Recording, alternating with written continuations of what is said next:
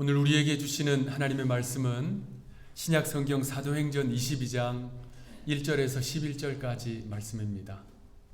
사도행전 22장 1절에서 11절 말씀을 저와 여러분들이 한 절씩 교독하시고 11절 합독하도록 하겠습니다. 부형들아, 내가 지금 여러분 앞에서 변명하는 말을 들으라.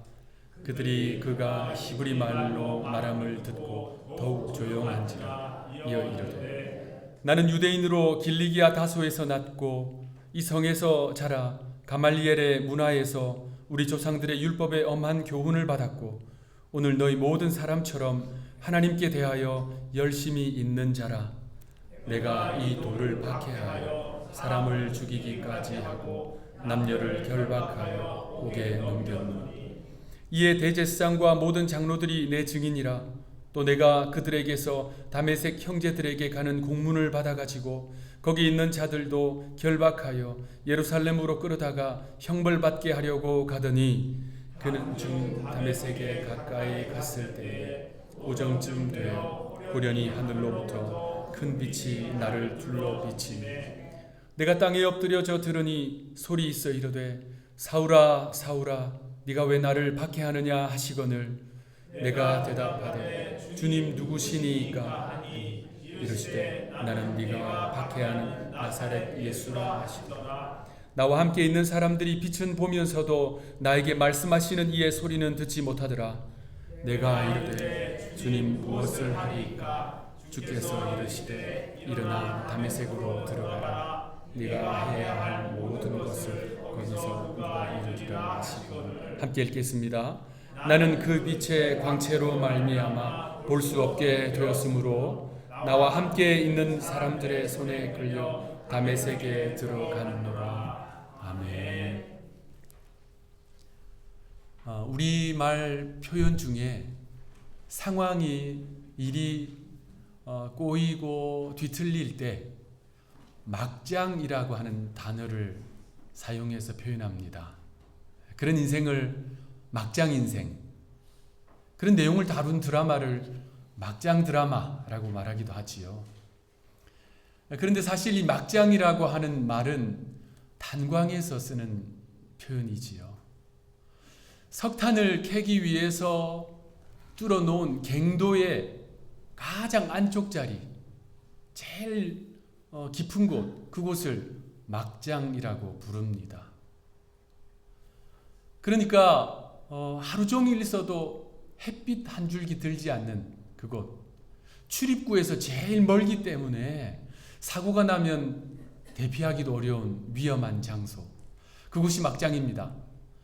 그러니까 막장 인생은 광부의 삶을 말하는 것입니다. 온종일 갱도 깊은 곳에서 땀을 흘리며 석탄을 캐는, 그래서 그들이 흘리는 땀은 검은 땀, 흘리는 눈물은 검은 눈물. 참으로 고단하고 힘들고 어려운 삶입니다.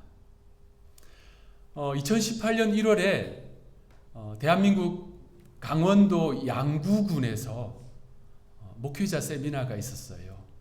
그 세미나에 참여를 했는데 남한에서 거의 최북단이었습니다. 산만 하나 넘어가면 38선이 있는 곳이었어요. 하고 많은 장소에서 왜 그곳에서 목회자 세미나를 할까 하고 참여를 했습니다. 그 일정 중에 그곳 가까이에 있는 어느 미술관을 방문하는 일이 있었어요. 그 강원도 첩첩산 중에도 미술관이 있더라고요. 근데 가보니까 꽤 유명한 작품들이 많이 전시되어 있었습니다. 여러 작품들을 스치듯이 쭉 보다가 한 작품 앞에서 딱 멈춰섰어요. 이 작품입니다. 한국에서 광부 화가로 알려진 황제형 화백의 작품이에요. 이 황제형 화백은 광부들의 삶을 그림으로 그리기 위해서 직접 강원도로 갑니다. 강원도에 탄광촌이 많았잖아요. 그러면서 광부들의 삶을 곁에서 지켜보는 정도가 아니라 스스로 광부가 돼요. 그것도 3년 동안 탄광으로 갱도로 들어갑니다. 석탄을 직접 캐요. 그것도 막장까지 들어가서 일을 합니다. 광부의 눈으로 광부의 삶을 화폭에 담아냈어요. 그렇게 광부의 삶을 살면서 그 탄광촌에서 만난 한 어머니예요. 광부의 아내로 아이들을 키워낸 어머니입니다. 시골 장터에서 오고 가면서 누구나 한번 스치며 볼 수 있었던 그런 평범한 얼굴이에요. 그런데 저는 이 작품에서 서서 떠날 수가 없었습니다. 한참을 그 앞에 서 있었습니다. 이 작품이요, 아주 컸어요. 높이가 7.3피트, 넓이가 5.3피트였어요. 제 키보다 훨씬 큰 그 큰 화폭에 극사실로 얼굴을 다 그려놓은 거예요. 제가 머물러 서서 이 작품을 보는데 여러분도 화면을 통해서 보이시겠지만 정말 산골짜기처럼 겹겹이 패어있는 그 주름이요, 마치 강원도의 산골짜기 산맥처럼 느껴졌습니다. 광부의 아내로 살아가면서 얼마나 그 삶이 고단하고 힘들었겠습니까? 그런데 오직 자녀를 사랑하는 마음으로 그 삶을 견디어낸 존귀한 모습으로 다가왔습니다. 그 세월 속에 새겨진 어머니의 주름은 소중한 역사이며 아름다운 훈장으로 느껴졌습니다. 또 지금까지 자녀를 어떻게 키워왔는지를 보여주는 마치 지도로 보여졌습니다. 그래서 이 화가는 이 작품의 제목을 존엄의 자리, A Place of Dignity라고 제목을 붙였습니다. 어머니의 자리가 그렇다고 생각합니다. 존귀한 삶, 소중한 그 가치로운 자리. 때로는 가시밭길 같은 힘겨운 한 생애를 살아가지만 오직 자녀를 사랑하는 그 존귀한 사랑으로 삶을 살아내는 어머니. 저희 어머니, 여러분들의 어머니가 그러한 존재라고 생각합니다. 어머니의 팔은 자녀들의 가장 포근한 안식처요, 어머니의 무릎은 최고의 교육기관입니다.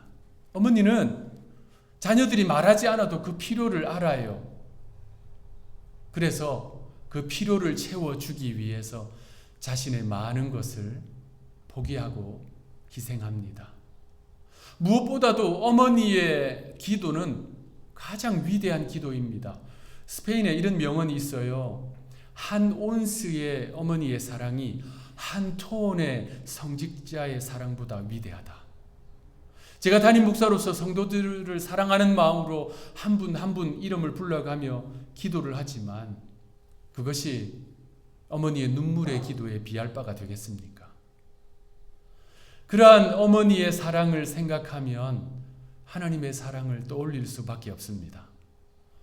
하나님의 사랑, 값없이 주시는 그 하나님의 사랑.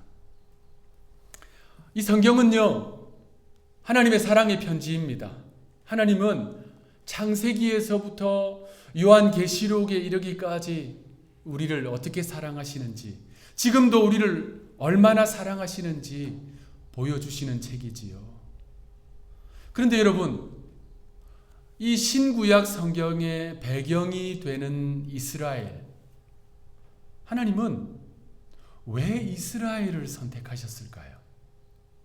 하고 많은 민족 중에 왜 하필 이스라엘을 선택하사 온 인류를 구원하시는 그 중체하던 일을 이루어 가시는데 배경으로 쓰셨을까요? 일본의 작가 시오노 나나미의 베스트셀러 로마인 이야기, 그 책 1권에 이런 내용이 나옵니다. 지성에서는 그리스인보다 못하고 체력에서는 켈트인이나 게르만인보다 못하고 기술력에서는 에트루리아인보다 못하고 경제력에서는 카르타고인보다 뒤떨어지는 것이 로마인이라고 로마인들 스스로도 인정하고 있습니다. 그런데 왜 하필 그들만이 그토록 번영할 수 있었을까요? 커다란 문명권을 형성하고 오랫동안 유지할 수 있었을까요? 고대 그리스의 철학자 플루타르코스의 영웅전에 나오는 그 글귀를 이 책에서 인용을 했어요. 시오노 나나미는요, 그 질문에서 그 책을 썼던 것입니다.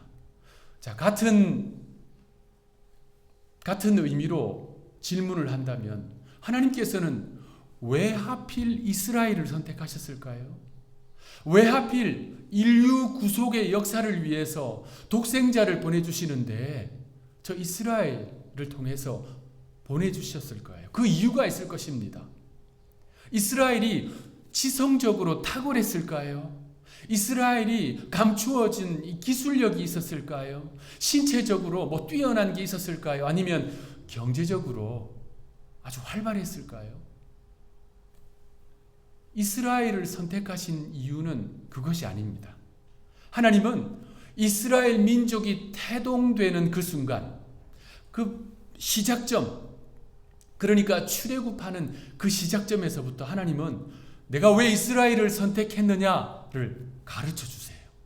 그 내용이 신명기 7장 6절에서 8절 말씀입니다. 아주 중요한 말씀인데 우리 합독하도록 하겠습니다. 시작. 너는 여호와 내 하나님의 성민이라. 내 하나님 여호와께서 지상 만민 중에서 너를 자기 기업의 백성으로 택하셨나니 여호와께서 너희를 기뻐하시고 너희를 택하심은 너희가 다른 민족보다 수효가 많기 때문이 아니니라. 너희는 오히려 모든 민족 중에 가장 적으니라. 여호와께서 다만 너희를 사랑하심으로 말미암아 또는 너희의 조상들에게 하신 맹세를 지키려 하심으로 말미암아 자기의 권능으로 손으로 너희를 인도하여 내시되 너희를 그 종되었던 집에서 애굽 왕 바로의 손에서 속량하셨나니. 아멘. 이스라엘을 지상 만민 가운데 선민으로 하나님의 백성으로 선택하신 분명한 이유가 있어요. 그것은 이스라엘 민족이 그 수요가 많기 때문이 아니었습니다. 오히려 이스라엘 민족은요, 가장 적은 민족, 보잘것없는 민족이었어요. 이스라엘을 선택하실 만한 뭔가 탁월한 조건이 있었던 것이 아닙니다. 하나님이 이스라엘을 선택하신 것은 다만 너희를 사랑하심으로, 그 한 가지 이유예요. 다만 너희를 사랑하심으로 선택받을 만한 어떠한 조건이 없음에도 불구하고 무조건적인 사랑으로 이스라엘을 선택하신 것입니다. 자기 백성으로 삼아주셨어요. 같은 질문으로 우리에게 해본다면 하나님이 저를, 여러분들을 선택하셔서 자녀 삼아주신 이유가 무엇일까요? 우리에게 남들이 갖지 못한 특별한 재능이 있었어요? 아니면 선행과 공로가 있었어요? 아닙니다. 성경은요, 분명히 이렇게 말씀해요. 우리는 우리의 허물과 죄로 이미 죽었다라고 말하고 있어요. 앞으로 죽을 것이다가 아닙니다. 자신의 허물과 죄로 말미암아 죽은 존재라고 말하고 있어요. 그럼에도 불구하고 저를, 여러분들을 자녀 삼아 주신 것은 다만 우리를 사랑하심으로, 다만 여러분들을 사랑하심으로. 불가항력적인 사랑이에요. 조건이 없는 사랑입니다. 성경 인물들 가운데 사도 바울은 그 무조건적인 사랑의 수혜자였습니다. 그래서 그는 오늘 본문에서 자신에게 사랑을 베풀어 주신 주님을 소개하고 있는 거예요. 우리가 지금 주일마다 사도행전을 쭉 살펴보고 있잖아요. 지난주에 다루었듯이 사도 바울은 예루살렘에 당도했습니다. 그리고 예루살렘 교회의 지도자들의 권면대로 성전으로 가서 규례에 따라 결례를 행했습니다. 그런데 사도 바울의 이 공개적인 행보로 인해서 예루살렘 성내에 소동이 일어났어요. 바울을 적대하는 유대인들이 거짓 소문을 퍼뜨리기 시작했습니다. 그들은 사도 바울을 강제로 결박했어요. 그리고 사정없이 폭력을 행하기 시작했습니다. 사도행전 21장 32절 말씀. 그가 급히 군인들과 백부장들을 거느리고 달려 내려가니 그들이 천부장과 군인들을 보고 바울치기를 그치는지라. 그 소요 사태가 예루살렘을 다스리고 있는 이 로마 군부의 보고가 되었고, 천부장이요 200여 명이 넘는 로마군 수비대를 이끌고 그 현장으로 급파된 것입니다. 만약에 천부장이 조금만 늦게 그 현장에 당도했다면 바울은 폭도들에 의해서 그 자리에서 죽고 말았을 것입니다. 천부장은 그 폭도들로부터 사도 바울을 떼어내요. 그리고 쇠사슬로 결박해서 영내로 끌고 갑니다. 사도 바울은 천부장에게 동족 이스라엘 민족에게 말할 수 있는 기회를 달라고 요청해요. 천부장은 허락해 줍니다. 바울은 층대 위에 올라서서 그때까지도 살기가 등등한 유대인들을 향해서 손을 들어서 주의를 집중시킵니다. 그리고 그들에게 히브리어로 말하기 시작해요. 오늘 본문 2절 말씀, 그들이 히브리 말로 말함을 듣고 더욱 조용한지라. 이어 이르되, 바울은 당시 예루살렘에 살고 있는 사람들의 일상 언어 히브리어로 그들에게 이야기했어요. 사도 바울이 한 말은 그가 그때까지 살아오면서 경험한 일들 중에 가장 놀라운 경험, 가장 위대한 신앙 체험을 이야기하는 것입니다. 여러분, 사도 바울이 지금요 몸 상태가 정상이 아니었어요. 조금 전까지 정말 죽도록 맞고 있었거든요. 온 힘을 다해서 그는 자신의 자세를 바르게 세워서 자신이 만난 예수님을 이야기합니다. 오늘 본문 사도행전 22장 4절부터 8절까지 말씀, 사도 바울이 그 다메섹 노상에서 환상 가운데 주님을 만난 이야기예요. 우리 한 절씩 교독하시겠습니다. 제가 4절 읽겠습니다. 내가 이 돌을 박해하여 사람을 죽이기까지 하고 남녀를 결박하여 옥에 넘겼노니 이에 대제사장과 모든 장로들이 내 증인이라.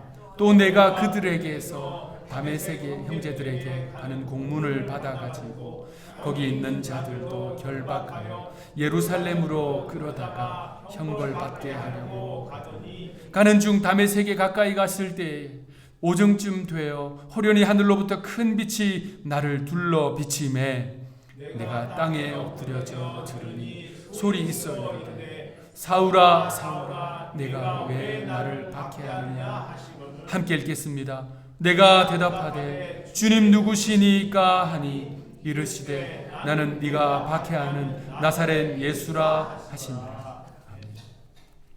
사도 바울의 인생을 완전히 바꾸어 놓은 그런 경험이었어요. 이 경험은 바울의 생각을, 신앙관을, 자신의 삶의 목적, 인생의 존재 이유를 바꾸어 놓았습니다.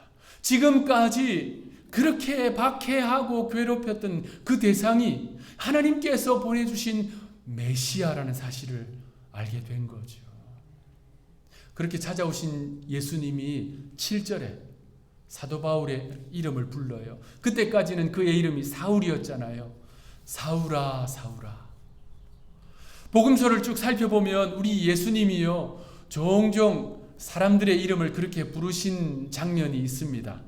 누가복음 10장에 보면 마르다야 마르다야, 누가복음 19장에 보면 삭개오야, 요한복음 20장에 보면 마리아야, 그리고 누가복음 22장에 시모나 시모나.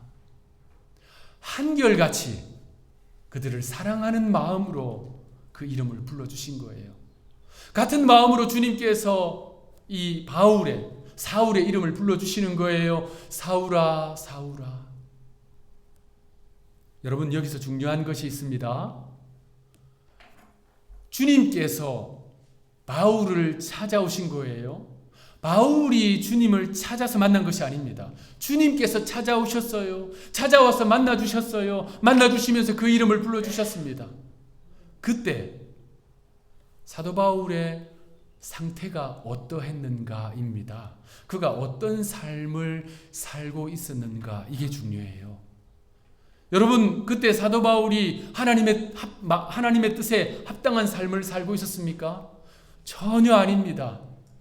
하나님의 뜻을 거역하는 삶을 살고 있었어요. 그는요, 스데반이 순교할 때 찬성표를 던졌습니다. 살기가 등등하여서 그리스도인들을 붙잡아서 옥에 가두었어요. 그것도 성이 안 차서, 양이 안 차서 저 먼 도시 다메섹까지 그리스도인들을 색출해서 체포하기 위해서 대제사장의 공문을 받아서 가고 있던 중이었습니다. 그야말로 당시 사도 바울의 삶은 막장 같은 삶이었어요. 하나님을 거역하고 불순종하는데 그 끝을 달리고 있었다는 말입니다. 예수님의 사랑을 받기에 아무런 권리도 내세울 것도 없는, 조건이 없는 상태였습니다. 그런 사도 바울을 주님께서 사랑하사 찾아오셨어요. 만나주셨어요. 그 이름을 불러주셨습니다. 이것이야말로 무조건적인 사랑이지요. 바울은요, 일생 그 사랑을 잊지 않아요. 죽는 순간까지 그 사랑을 기억합니다. 그래서 로마서에서 그 사랑을 이렇게 표현합니다. 로마서 8장 35절부터 39절.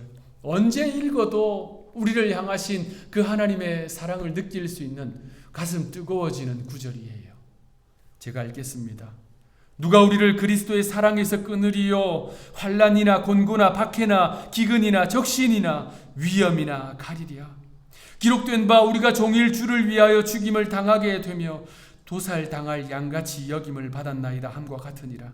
그러나 이 모든 일에 우리를 사랑하시는 이로 말미암아 우리가 넉넉히 이기느니라. 내가 확신하노니 사망이나 생명이나 천사들이나 권세자들이나 현재일이나 장래일이나 능력이나 높음이나 깊음이나 다른 어떤 피조물이라도 우리를 우리 주 그리스도 예수 안에 있는 하나님의 사랑에서 끊을 수 없으리라. 아멘. 여러분, 이 세상에서 확실한 것, 변함이 없는 것, 영원한 것이 무엇일까요? 우리가 소유한 것, 우리가 손으로 만질 수 있는 것, 우리가 눈으로 보는 것, 영원한 것일까요? 변함이 없는 것일까요? 여러분의 소유, 여러분의 집, 여러분의 땅, 여러분의 재산, 물질, 인맥이 영원할까요? 변함이 없을까요? 우리는 그렇지 않다는 것을 이미 잘 알고 있습니다. 그런데 로마서에서는요, 영원한 것, 변하지 않는 것, 그것이 있다고 말씀합니다. 심지어 죽음조차도 나눌 수 없는 것이 있다. 내가 확신하노니 사망이나 생명이나 천사들이나 권세자들이나 현재일이나 장래일이나 능력이나 높음이나 깊음이나 다른 어떤 피조물이라도 우리를 우리 주 그리스도 예수 안에 있는 하나님의 사랑에서 끊을 수 없으리라. 아멘. 하나님의 그 사랑 영원히 변치 않는다는 이 귀한 말씀은 우리에게 주신 약속인 것입니다. 그 누구도 끊을 수 없고 흔들 수 없고 빼앗을 수 없는 하나님의 사랑, 그 사랑으로 하나님은 우리를 사랑하십니다. 여러분, 그러한 확신 가지고 여러분 앞뒤 좌우에 계신 분들에게 이렇게 믿음으로 선포합시다. 당신을 향한 하나님의 사랑은 결코 변함이 없습니다. 이렇게 믿음으로 선포해 주시기 바랍니다.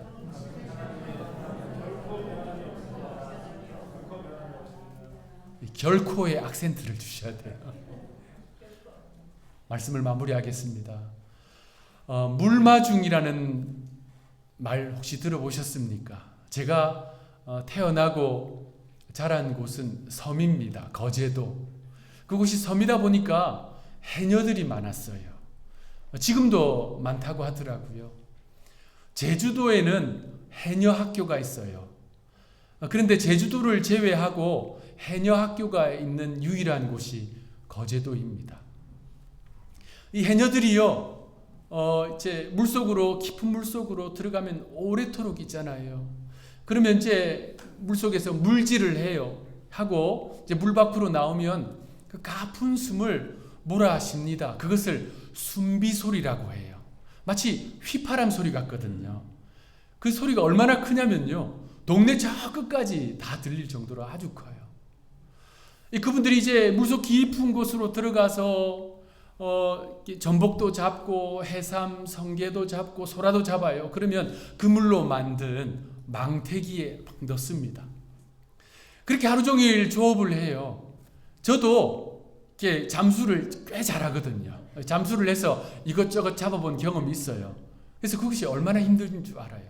조금만 해도 몸이 정말 기진맥진합니다. 그렇게 하루 종일 몸이 녹초가 되도록 일을 하고 그 무거운 망태기를 끌고 해변으로 와요. 이제 무트로 옵니다. 해녀에게 있어서 사고가 제일 많이 발생하는 순간이 바로 그때예요. 망태기는 무겁죠. 몸은 녹초이지요. 그때 그 해변에서 그 망태기 잡아주고 손 잡아주는 사람이 있어요. 그것을 물마중이라고 불러요. 해녀들이 깊은 바다에서 추운 물에서 계속 이제 조업을 하고 물질을 하다가 저 무태 그 바닷가에 물마중하는 사람이 있으면 그분들 표현으로 심장이 다시 뜨거워진대요. 몸이 따뜻해진대요. 그렇게 기진맥진해서 이제 조업을 하고 있는데 저기 물가에서 누군가 손을 흔들어 주면서 나 여기 있어 하면요, 그분들이 휴, 이제 살았구나 라고 한다는 거예요. 주일이 되면 예배 세팅을 하고 저 뒷문을 열고 제가 이제 저 뒷문 밖에 서서 이 앞으로 와서 예배 준비 기도하기 전에 한동안 밖에 서서 매주일마다 기도하면서 우리 성도들이 평안하게 잘 오시기를 이제 바라보고 있어요. 그러면서 어떤 경우에는 제가 거기 서 있는 것을 보시는 우리 성도들이 있어요. 오늘도 어떤 장로님 가정 또 어떤 집사님 가정이 차를 타고 오시면서 저를 보시더라고요. 그러면 제가 이제 손을 흔들어 드립니다. 저 여기 있어요 하고 손을 흔들어 드려요. 저희 기도 가운데 하나는 저희 목회가 그러한 물마중 목회가 되기를 바라는 것입니다. 세상에서 힘들고 지치고 어렵잖아요. 낙심되잖아요. 영혼이 기진맥진하잖아요. 그때 주님 앞에 올 때에 손 흔들어 드리고 손잡아 드리면서 힘과 용기와 믿음의 결단을 다시 할 수 있도록 도와드리는 그러한 물마중 목회를 할 수 있기를 저는 기도하고 있습니다. 그런데 물마중의 대가는 우리 예수님이세요. 우리 예수님이 이렇게 말씀하십니다. 우리가 잘 아는 본문이에요. 마태복음 11장 28절. 주님께서 저와 여러분을 향해서 이렇게 말씀하십니다. 수고하고 무거운 짐진 자들아 다 내게로 오라. 내가 너희를 쉬게 하리라. 우리 주님은 여러분을 향해서 손을 드세요. 나 여기 있다. 나 여기 있다. 지치고 낙심된 우리의 손을 잡아주세요. 우리의 인생의 짐을 대신 들어주십니다. 우리 한 사람 한 사람의 이름을 불러주세요. 그리고 평안을 주십니다. 사랑하는 성도 여러분, 사도 바울만이 무조건적인 사랑의 수혜자가 아닙니다. 주님은 우리를 그 사랑으로 사랑해 주십니다. 지금 이 순간에도 그리고 앞으로 영원토록. 그러니 주님의 그 사랑을 기억하시면서 세상 가운데서 믿음으로 당당하게 살아내는 하나님의 백성들이 되시기를 구주 예수님의 이름으로 축원합니다. 기도하겠습니다. 우리를 향하신 변함없는 사랑, 무조건적인 사랑 감사합니다. 하나님, 세상이 떼어놓을 수 없고 죽음마저도 끊을 수 없는 그 사랑을 기억하면서 사랑하는 주님의 백성들이 세상 속에서 지치고 낙심될 때 우리를 향해서 손은 들어주시는 주님 생각하며 믿음으로 당당히 승리할 수 있도록 도와주시옵소서. 축복하옵고 구주 예수님의 이름으로 기도하옵나이다. 아멘.